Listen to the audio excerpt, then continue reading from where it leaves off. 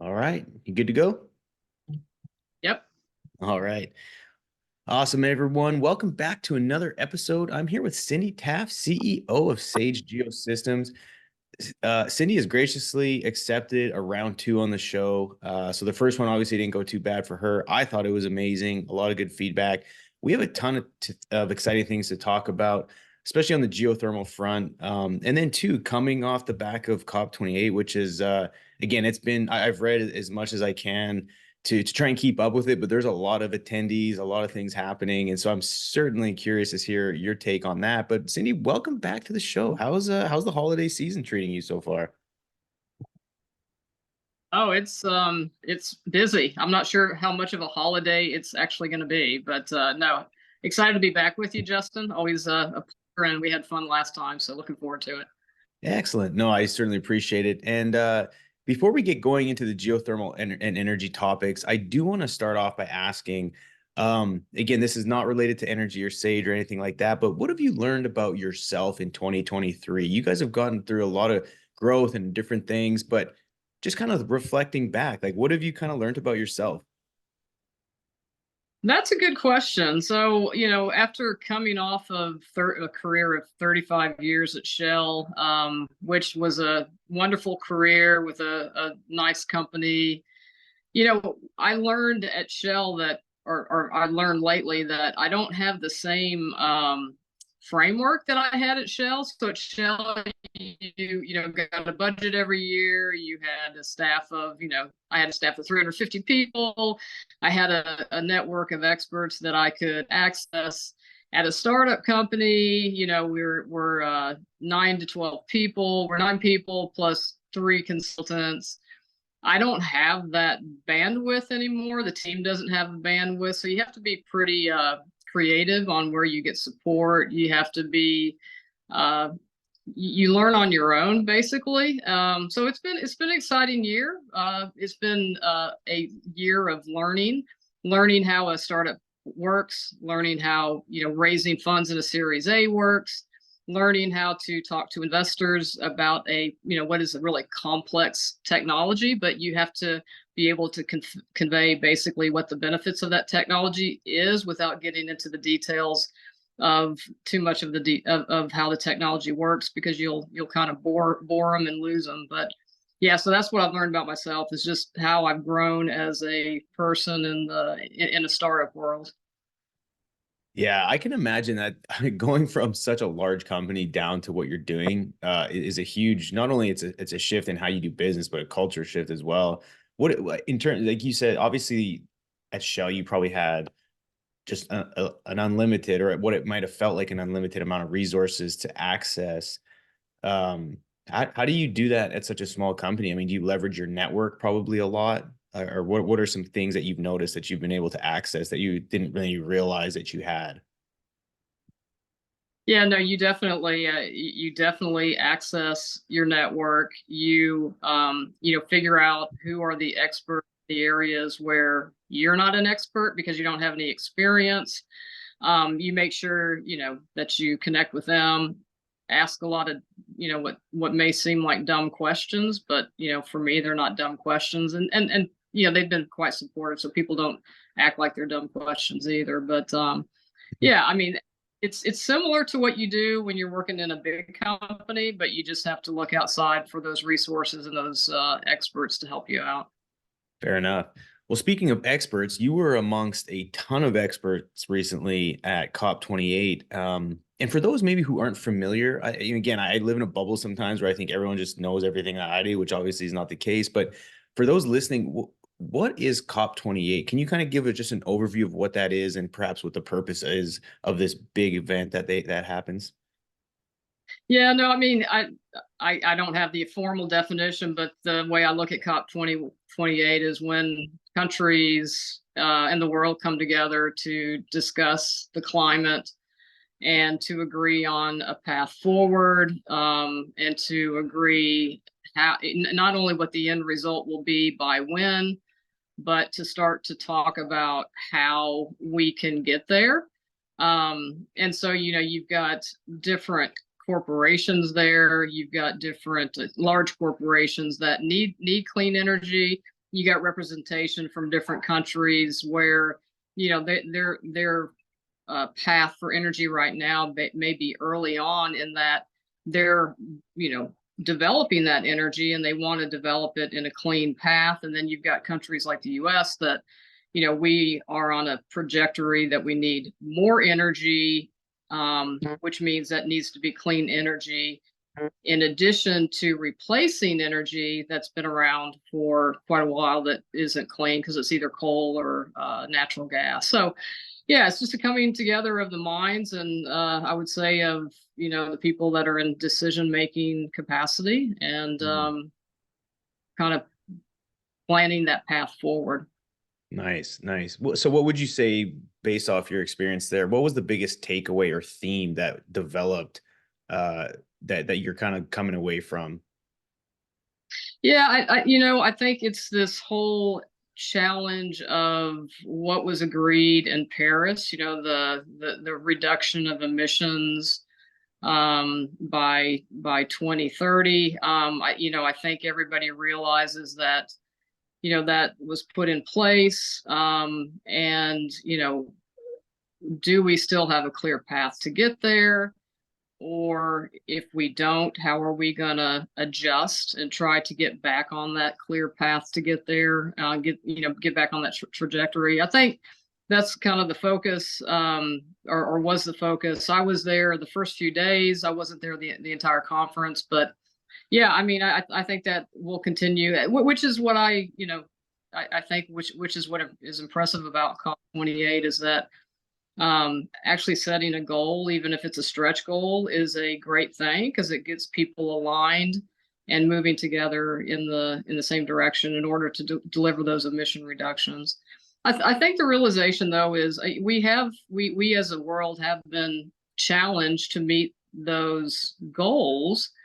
And I think the realization, and I guess working on the side of the equation that we're working when we're trying to develop new technologies, new clean technologies, is, energy generation is a pretty complex process. I mean, it's a very large industrial process. It's a capital intensive process to build, either power plants or energy storage facilities, to develop technologies and then get them to the point where they're actually producing electricity. It takes time, right? It takes time, it takes capital. Yeah. And so I think hopefully people are starting to realize that, energy transition is a great goal to have, but it's really not a switch that you can just flip. You really have to work towards it. Justin, the other challenge that I think we all realize is not only do we need to turn existing energy production assets into clean energy production assets, but the rate of growth as far as the demand for electricity is huge. I mean, they're expecting, the last, I think it's been 20 years, it's doubled. The next 10 years, it's going to double again. And it may even be more than that, right? And Yeah. so the challenge is just huge. And then with the electrification of, what we do as humans, it's just going to demand more and more electricity. Yeah, I'm curious. I would imagine obviously there's people from all over the world there, but was there much representation from areas like China and India and those places, or was it more like North America, sort of like Middle East? Like, what was it, or was it kind of a mix, or did something stand out with more representation from certain parts of the world than others? That's a good question. I didn't go back and really look at the, I mean, I know they were expecting like 70,000 visitors over the, 2 week, kind of circa 2 week period. I Yeah, didn't go back at the cross, who attended and, which countries were represented. I mean, that's a great question. fair enough. Yeah. Yeah, no, it's all good. Again, I'm sure it was like information overload. It's not like a small little event here in Houston. I mean, it must span for block. I mean, what kind of facilities are we talking? Like, how much space does this thing take up? Because to me, 70,000 people is insane. Yeah, no, when you go to Dubai doesn't do anything small, right? So Right. it was at their Expo City in Dubai. So they had built this, I think back in 2020. I mean, the way I likened it, Justin, it was like going to Disneyland. Maybe not Disney World, but it was like Disneyland. And you know, I think I had asked somebody how many acres it was. It's like 1,000 acres. What? So facility. Yeah, Oh, it's wow. very Okay. impressive. Um, So yeah, and they had it very well organized. The venues were in different buildings throughout this expo city. Or yeah, so basically you could go to each of these buildings and see something different, right? So it Yeah. was pretty. Wow. No, that's such a cool experience. And you had part of your team there with you as well? No, it was me. But I did go with a group called Project Interspace that's headed by Jamie Beard. So Oh, kind of we she and her Project Interspace team run a conference every year called Pivot. yeah. So 2023, we as in Sage Geosystems, we actually won the Startup of the Year award, and so by winning that, we were invited. We got one seat at COP, and I was the lucky one in my team to be able to go. Ah, And I went with her and her team, and she was actually one of the presenters in the session that I attended. So you have to have tickets to attend these sessions. They're very small, like 200 people or less. And so I was able to get a ticket to her session and got to see her present. So it was pretty exciting. oh, cool. And real quick, what did she present on? Yeah, so she was in what was called the Climate Innovation Forum. It was sponsored by Breakthrough Energy, so Microsoft. She actually, she and a representative from Google co-presented something that they just launched 2 days prior, something called GeoMap. So Yeah, okay. GeoMap online tool that you can use for geologic characterization Hmm. for geothermal. And so this is a tool that has things like bottom hole temperature gradients, what is the lithology or rock characteristics, they mapped fracture, natural faults and fractures. It's pretty amazing because this tool is free and they've now populated, they've launched the tool, they've populated most of Africa. And then over the next, year or so, they're gonna basically populate the rest of the world. And so it's amazing. I mean, it would allow, I know for Sage, it's going to allow us to do kind of high level geologic interpretations of different areas if we're interested in either doing energy storage or geothermal. And Yeah. it's kind of data is right there at your fingertips, and it's free, which is pretty amazing because most times you have to pay a service to get that kind of data. So Yeah. yeah, that. What a fascinating tool to have to be able to use, because obviously I would imagine that stuff is critical for planning and engineering and all the rest of it. Um, so well let's talk. I mean, we talk a little bit about what you were doing with Pivot, but again, kind of going back to the beginning of 2023, can you give us a brief recap of maybe some wins and some milestones that you guys were able to reach, and then yeah, we'll kind of talk about what you guys are planning for next year. Yeah, no, absolutely. So um I think last time you and I talked, we talked a little bit about the testing and demonstration that we did in 2022, which was our fracturing technology. And then we did, after we created the fracture, we cycled the fracture to try to figure out how best to harvest the heat um, at, at a cost that's going to be the lowest because we're basically expending the least amount of energy to get that heat out. Well, when we were doing that work in 2022, Justin, we recognized that we had the perfect energy storage solution. And it's not that the energy storage technologies are completely different from geothermal. It's the way we look at it is our geothermal technologies build on our energy storage technologies. Hmm. So we went away from the well. This is our well in Starr County, Texas. And we had 4 months of data to analyze. And quite frankly, we had to raise some more money. So we went away from the well. And in February of this year, we went back to the well and we said, you know what, let's do a commercial pilot of our energy storage. And that's what we did. We spent 5 weeks on the well. We had built a surface water storage facility of 30,000 barrels. And then what we did over a course of 5 weeks is we pumped into the well and we flowed the water back. We pumped the water in, we flowed the water back. Yeah. And so we were measuring on surface. We had on surface rental oil and gas equipment. And I'll tell you why that's important later. But Okay.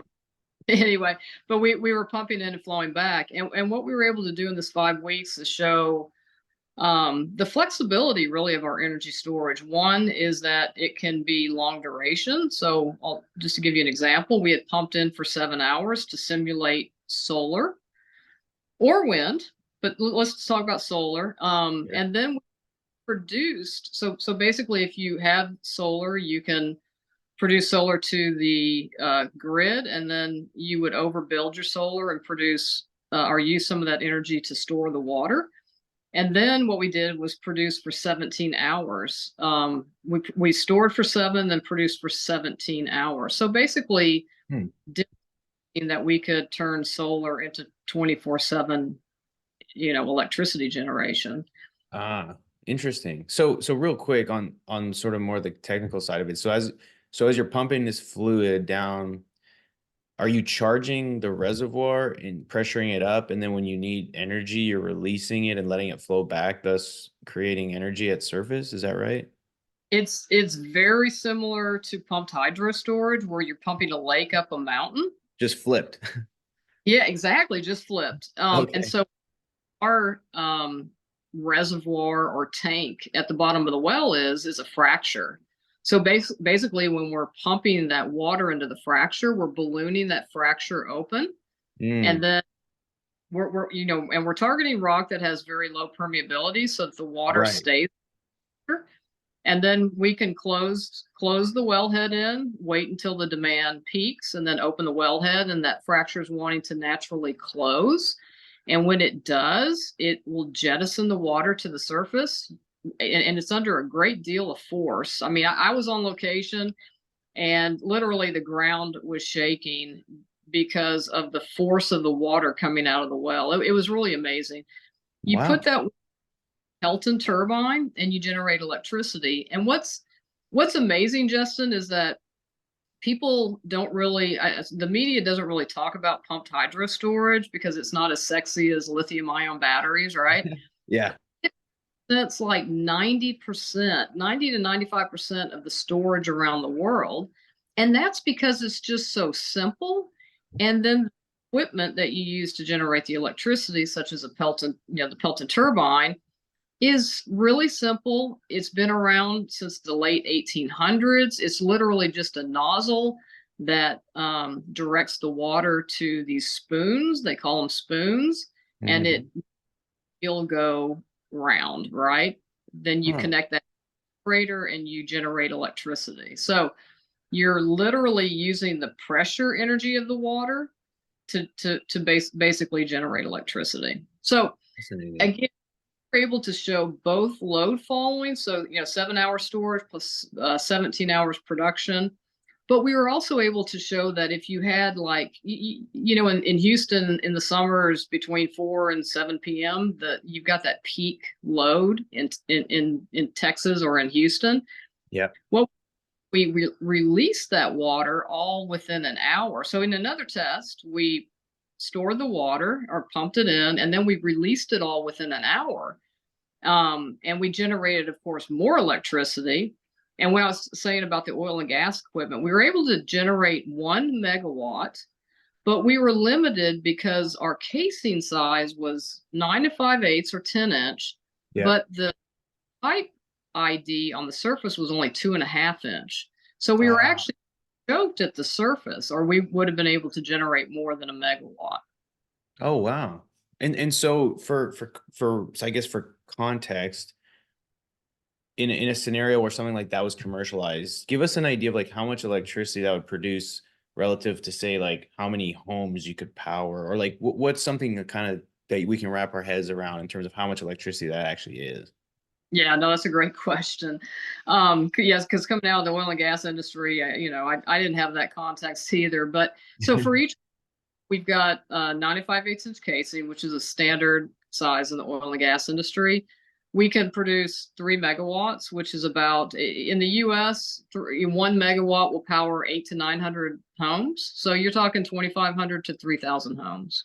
Wow. Now, go overseas, of course, where in the U.S. we're pretty we've got a lot of electrification going on in our homes. So, but if you go overseas, then the number of homes that you can power is probably higher depending on where you're at. Interesting. And so with kind of comparing it to say, I want to say traditional geothermal, where it's sort of more natural.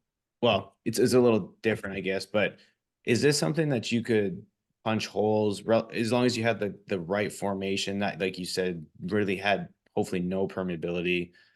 Could you like in theory punch these holes kind of around a city? And then like what's kind of the larger scale application for something like this? Or is it more like remote for like industrial application that this would fit? Yeah, well, let's talk about the geology first. So for energy storage, we can because we're only targeting low permeability and we're not targeting a hot rock, we Mhm. can put anywhere because once you get below 5,000 feet, because of the weight of the rock and the higher temperature of the rock, even though it may not be high enough for geothermal, will create those characteristics of low permeability. So we can put this just about anywhere. Okay. It does footprint. So let's just talk, for a 50 megawatt power plant, which is industrial size, we'll probably need 10 acres. So not huge. And part of that is about half of that is for the wells and the power plant, and then the other half is for the water storage because you're using that water and you're needed to store it on surface. And so yes, we could locate it, in proximity to an industrial application. We can locate it in proximity to a substation, a utility grid substation, or it doesn't matter if it's in the city or in a rural area. I mean, we can pretty much put it anywhere. The important thing to note, though, is it is energy storage, so we're not generating energy, we are storing energy so that you're basically moving energy from a time of day when you don't need it, but it's Right. being produced to a time of day. So we all know wind is, done a great job helping to green the grid, but it blows mainly at night when people are sleeping. So actually our first power plant is going to be energy storage, and it's going to be second half of next year, so about 10 or 11 months from now, and we're going to be pairing it with a wind facility in Texas that has been operating for about 9 years, and they experience about 11% curtailment. So basically they're having to shut down the wind turbines 11% of the time, which that's a lot of energy that they're losing, and a lot of value in their asset that they're losing. Wow. No, that I see. Yeah, it's a good, again, I've said this for a while now, is like I think the solution to this extremely complex problem of just energy is the collaboration amongst different verticals within energy, right? It's like how can we overlap? How can we collaborate instead of just being in our own silos and being like, well, solar is going to produce electricity and we're just going to try and solve the world's problems, or anything, oil and gas, anything. I mean, but if you compare this, I mean, oil and gas, again, I'm a drilling operations guy. You're looking at a lot of these rigs are being powered now by electricity, which some of that's being powered by whether it be natural gas or even some renewable technology. A lot of battery storage is being deployed on some of these rigs.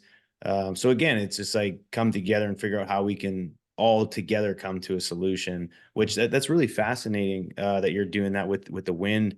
And so with it being, oh, there was something I was going to ask off of that. Right. So essentially, like you said, if so right now that wind farm or that asset typically once they reach a point where they don't need to be, I guess, creating more, they just shut the windmills or the turbines off, and then they're just essentially wasting that, or they does it continue to spin, and then that energy just gets like how does that work, I guess, right now? If they don't have a place to send the energy, Hmm. then down. If they have storage facility, which is what we're going to be building for them to send the energy to, Yeah. then take the energy, we'll use it, and we'll basically take the electricity, use it to power an electric pump. We'll use the electric pump to pump the water into that fracture. And then we'll close the wellhead. We'll basically pump as much as we can during the curtailed time when they can't sell the electricity. Right. We'll close the wellhead, and when they're ready to now sell the electricity, either based on demand or market prices, then we will send that water through our Pelton turbine. We'll generate electricity. We'll send the electricity back to them, and then they'll put it into the ERCOT utility grid. And Fascinating. just because you're a driller, you'll appreciate this. These energy storage wells, we're targeting between 7,000 and 12,000 feet. In this particular area, we're probably going to target between 8 and 10,000 feet, Okay, so which are, fairly deep. yeah, but as you know, for the oil and gas industry, drilling an 8 to 10,000, foot well, you don't need a huge rig. It's pretty cookie Yeah. cutter.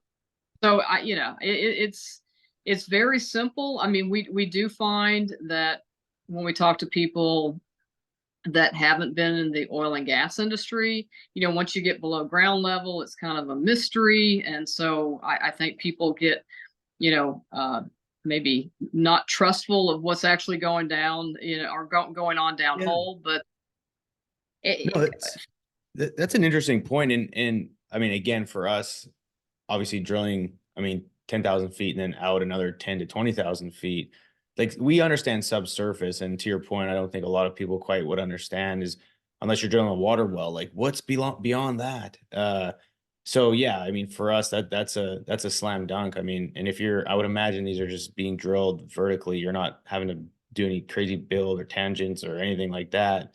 Um, it, and for so our, it should be fairly straightforward from an engineering perspective. And then, like you said, the equipment used to drill that, you could probably get away with a little double or, I mean, a small rig that really wouldn't require, a ton of hopefully footprint and everything that you would to drill it, call it a 6 well pad, something like that, that you would see, in unconventionals. But no, that is interesting. And I kind of thought when you were talking about this, I figured in my mind you'd be drilling maybe 3 or 4 thousand feet, but I mean 10,000 feet is fairly deep if you're talking just straight vertical.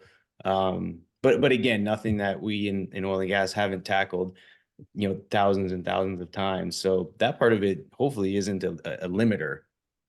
yeah, absolutely. No, and to your point, these are vertical wells. We'll drill them S-shaped because we'll put, 10 to 20 wells on a pad, and we want separation between the well bores. But, Oh, pretty okay. simple gas industry. And Yeah.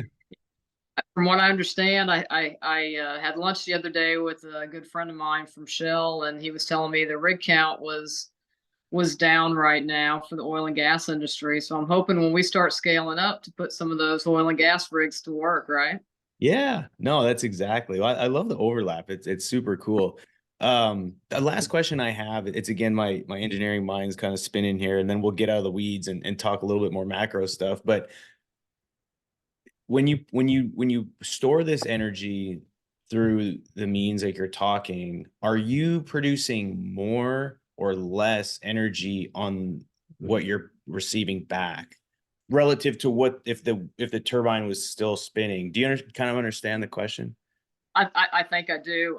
So all energy storage, they have what's called a round trip efficiency. So you are always going to get back less than you put in because Okay. you just efficiency through.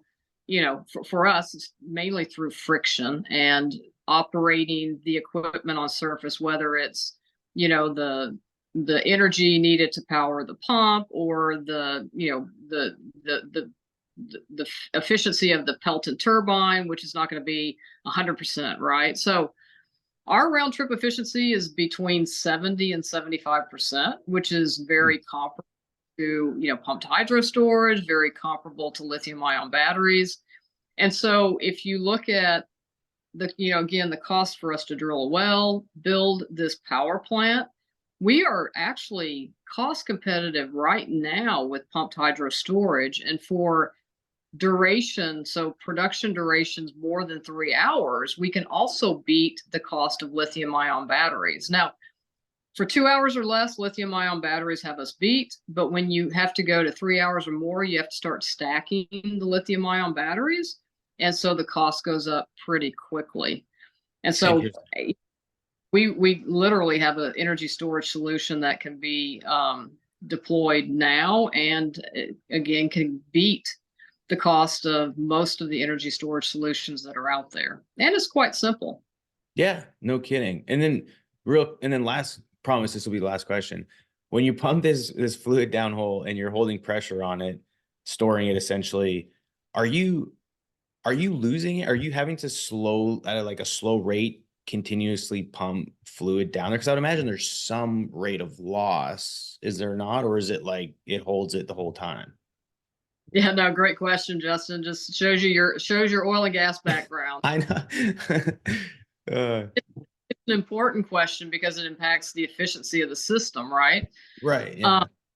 Yeah. So when we did some pump in flowback test in 2022, we were actually in a mudstone or a shale, and we could not detect any leak off at all. So we pumped in, and actually we had downhole pressure sensors. The pressure increased immediately because the heat was heating up the water. When we did the commercial pilot earlier this year, we were in a Yewa sandstone, so a little bit higher permeability. We usually target about 10 to 30 millidarcy or less permeability. So this Yewa sandstone was a little bit higher permeability. But over the 5-week period, we measured fluid losses, which is evaporation combined with water loss into the formation or leak off, and because we couldn't measure them separately. And in the beginning of the 5 weeks, we're at about 2%, so pretty immaterial, very small. But what happens is that as you cycle, as you pump the water in, flow it back, you actually build a pressure wall around the fracture. And so leak off into the formation decreases. So by the end of the 5 weeks, our losses due to evaporation and leak off had decreased to 1%. Really? So okay, I would have thought the opposite, almost like the leak off would get worse over time, but I guess not. And this is a phenomena that water flooding in the oil and gas industry has seen, is when they pump water to water flood, oil reservoirs, that they see this pressure wall building. So very similar. Interesting. The other thing, because you're an oil and gas guy, is even though we're getting enough heat to turn the heat into electricity, because it just wouldn't be economic. I mean, we could turn it into electricity, it just wouldn't be economic. We are getting enough heat for different industrial processes. Food processing, we're working with is doing direct air capture. It's hot enough to help release the carbon from the filters when they do DAC. And so what is a waste product for us, this heat, can actually be used in different industrial processes. Very cool. Okay, so there's other opportunities there as well. So I'm gonna zoom out now. And for those, if you're still hanging on, I applaud you, because I know we kind of got in the weeds there a little bit, but that's that's my again, that's when you get talking to someone else who's been in oil and gas, sometimes you go down an avenue. Zooming out, let's talk a little bit about the sort of the overall landscape of the geothermal market. It's been one that it kind of pops its head out every once in a while, and there's a glimmer, and then like you said, something else sexier comes along and just wipes all the headlines off with whatever it is that's in the moment. But Is it still a market that's growing? I mean, are there any sort of research papers or anything, or stuff that's kind of giving an outlook with what the growth rate is over the next few years? I mean, talk a little bit about the potential from a market perspective. Yeah, no, Justin, I think the potential is huge. Whether you're talking energy storage, which you and I talked about for the last few minutes, or geothermal. Sure. You Right. for clean energy is huge. Geothermal is baseload. It's not dependent on the wind blowing and the sunshine and all that. So I would say that the potential is huge, but what the challenge continues to be is we've got to reduce the cost of geothermal. And when I'm talking about geothermal, I'm talking about new generation geothermal. I mean, we can talk about traditional geothermal, but unfortunately, the resources for traditional geothermal only represent like 2% of the geothermal resources around the world. It's when you're close to a volcano, close to the ring of fire. So new generation geothermal is where you've got the heat, but not the hot aquifer, not the water. Mm. And so the potential is huge, but the cost is too high. And you know, there's different geothermal companies, including us, Sage at Sage, that are trying to figure out how to make hot dry rock cost effective at a commercial scale. And Hmm. so, and once we can do that, we as an industry can do that, then you can pretty much put geothermal anywhere. Now, it's not everywhere, but you'll have to be able to drill to, for us, at least 150 degrees C at a depth. What we want to do is target a depth that oil and gas equipment can reach. So we're targeting 22,000 feet or shallower. Mm. But if you can crack the nut or crack the code on how to make that cost effective, then I think that's when geothermal will start growing. And quite frankly, what we did in 2022 and what we're going to be doing again here probably in right after our energy storage first of a kind power plant, we do think we've cracked the code on new generation geothermal. We actually call it, you've heard of EGS, so enhanced geothermal system. So we call ours GGS because it's geopressured geothermal systems. We're going Ah. to be the only that we not only will harvest the heat, but we're going to harvest the pressure energy, just like we do in energy storage. Everybody else vents the pressure to the atmosphere because if you look at the enthalpy equation, you've got internal energy, which is heat. That's a huge part of the enthalpy equation. Pressure times volume is a small part, but the ability to convert heat to electricity, the efficiency is low, really low. But Mm. the ability to convert pressure to electricity is high. So those tend to balance it. So we think we've actually modeled it by not venting the pressure energy, we're going to get 25 to 65% more output. This is net output than other geothermal applications. Wow. That's and is that kind of one of a kind with what you guys are doing? I mean, is that, or is that interesting? Absolutely.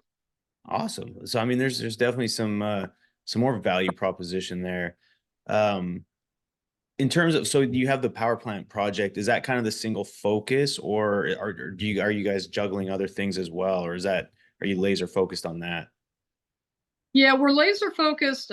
You know how it is, project management. So we're laser focused on our first of a kind energy storage, second half of next year, so 10 or 11 months. But as we're developing that, we're continuing to develop geothermal. And right now, I would say the most likely application for our first of a kind geothermal is going to be with the U.S. military. So Oh, uh, wow.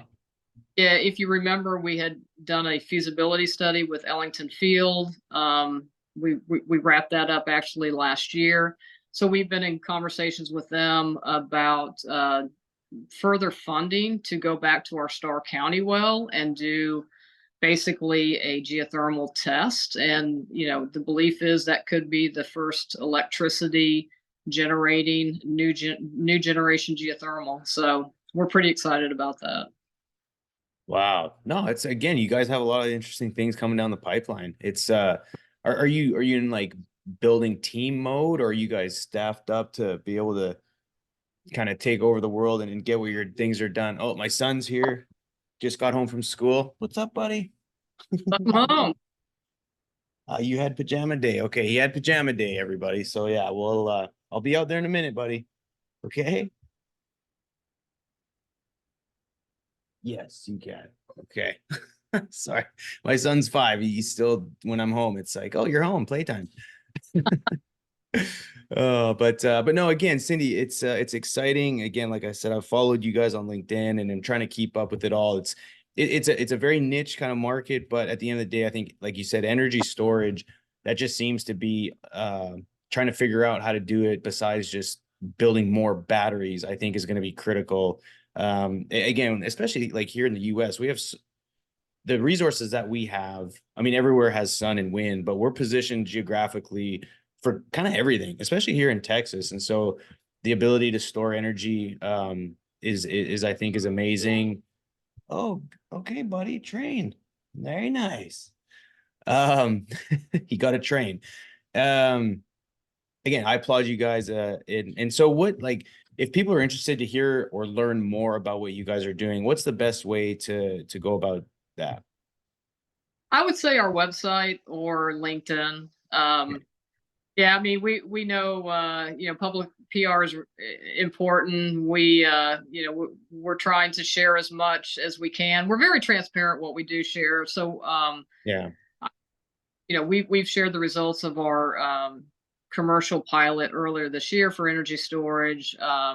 So if you go to our website, you'll see different videos and details about that. But and if anybody have more details, feel free to reach out to me or on the general Sage email that's on the website. Happy to always talk to people about what we're doing because, yeah, we're having fun and we do think this is going to be revolutionary, to be honest with you. Awesome. Well, if you could ask for a favor from the audience, I mean, what would that look like? I mean, is it like spread the word, or is there sort of any actionable takeaways that the audience can do to help your initiatives? Yeah, I think my passion is around understanding that we're in an energy transition and having the patience to know that, we can't turn something off until we've turned something else on. And, I think if people understand that, we can all come together and really nail this energy transition. We all want to go to clean energy. We all know that we need to go to clean energy. And so I think if we all work together on doing that and having the vision on how to get there, I think we'll be able to achieve it versus, maybe arguing about how to get there. But it is a transition and we just need time to get these new technologies moving and getting operating. Awesome. Well, we'll be sure to spread the good word. And Cindy, I applaud you and the rest of the team at Sage for doing the hard work and blazing a new trail. I think it's exciting. And for everyone out there, let's always make sure that we're approaching the energy landscape with a radically open mind. Be kind and always remember that everyone deserves access to energy, and we is greater than me. Thanks, everybody.